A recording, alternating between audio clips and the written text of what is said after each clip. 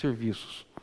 Então, essas pequenas falhas lá no dia a dia é que depois vão gerar um apontamento e que às vezes eles vão responder algumas questões no Tribunal de Contas lá, que às vezes não tem nada a ver, por um mero desconhecimento de uma questão prática, assim, tá? Até a gente tem aqui na Uniflex aqui uma proposta assim para controladores internos, um módulo específico, é como se fosse um curso de contabilidade para não contadores.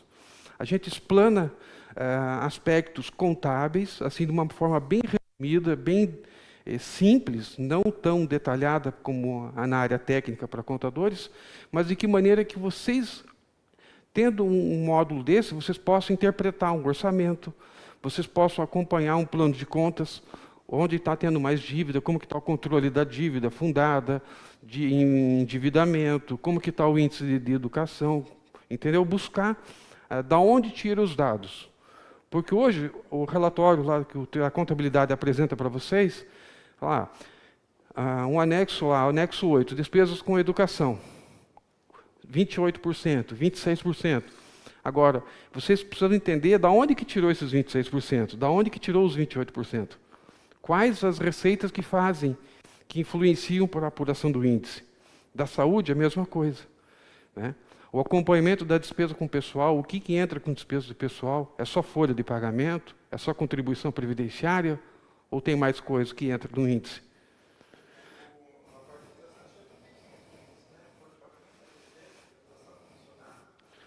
Contratação de terceiros. Tem muita gente aí que faz os empenhos lá no 33, 90, 34, que é outros serviços de terceiros, né, contratação de terceiros, e também alguns gastos desses entram na despesa com o pessoal, né?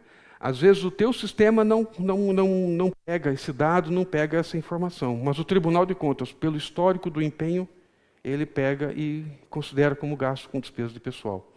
Então, às vezes, há uma divergência no teu relatório com o relatório quando falo do teu relatório, o relatório do teu município, da tua entidade, com o relatório, às vezes, do Tribunal de Contas. Certo? Porque, às vezes, o teu parâmetro, a tua configuração no teu sistema está de um jeito, está normal, só que o Tribunal de Contas, pelo histórico do empenho, ele considera como despesa de pessoal.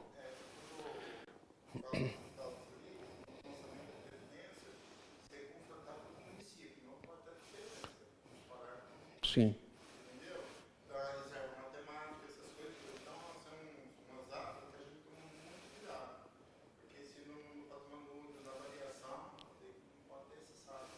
Com certeza. E vocês, da Previdência, também têm um detalhamento do cálculo atuarial. Vocês têm que levar e fazer o registro contábil conforme está o cálculo atuarial. Bom, vamos lá. Houve toda essa mudança técnica do Tribunal de Contas, melhorando um pouco a análise, porque antes o Tribunal de Contas só analisava o quê? As contas do governo como um todo. Praticamente, a base da prestação de contas que a gente tinha antes no Tribunal era orçamentária. Se atendeu, se teve o resultado primário, se teve meta fiscal, se teve o gasto com saúde e educação, e ficava limitado a isso.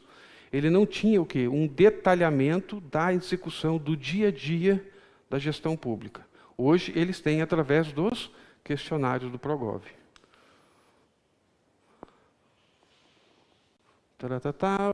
Bom, não são só indicadores, são parâmetros estruturados e que o tribunal utiliza para julgamento das contas. Base legal para a criação dos roteiros. A Constituição Federal já exige questão do controle, lei de responsabilidade fiscal, na gestão pública também, com as novas implementação da contabilidade pública, nas convergências das normas internacionais. A gente também tem algumas normas específicas na contabilidade pública voltadas à auditoria, experiência do Tribunal de Contas em análise recorrentes, e esses programas internos que o próprio tribunal já, aqui no caso específico do Paraná, o Progov. Outros tribunais de contas têm outros nomes de programas, mas eles têm mais ou menos o mesmo objetivo que o Progov.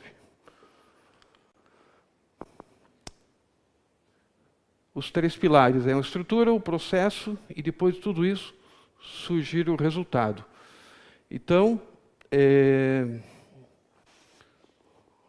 verificar se toda a estrutura da administração, fundos de saúde, fundos de assistência social, fundos de educação são criados, se os conselhos estão ativos. A participação civil ela é muito importante para vocês, controladores internos, atuarem tanto na gestão. Nos municípios de vocês, a participação dos conselhos, que envolve funcionários, que envolve toda a questão de setores, tanto da administração quanto da sociedade civil, são atuantes? Em Porecatu? Tem uma rotatividade de pessoas ou são sempre as mesmas pessoas? Teve um período aí em Porto Rico, sempre a mesma pessoa, porque ninguém quer envolver. Esse é um grande problema. Não sei lá, vocês online, se tem isso também. Esses anos aí apareceu alguns da igreja, da entidade que interessa conhecer a administração. Então, mas é interessante que tenha essa rotatividade de pessoas, sociedade civil nos conselhos. Porque é interessante que você vai divulgando as ações públicas, tanto da Previdência, quanto da Câmara, quanto do município, para mais pessoas. Você vai abrindo um leque de informações que vão sendo aos poucos redistribuídas em outras situações.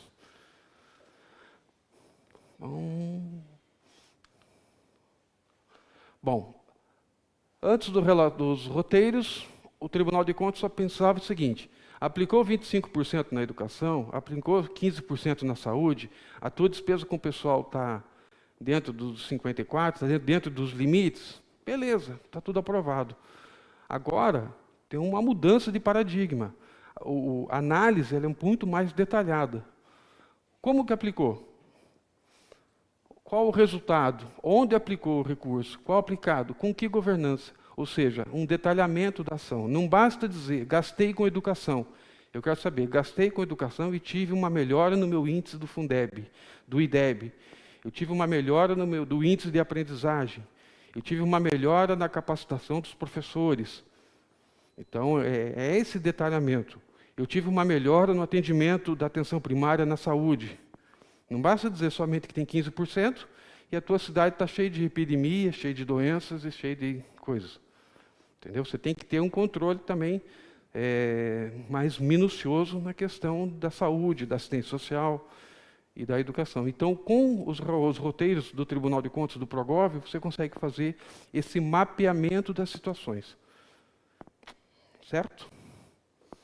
Isso facilitou muito a vida. Deu mais trabalho para vocês, né? Ou não deu? Deu, né? Você que é da Previdência já tem uma estrutura mais enxuta. Exato.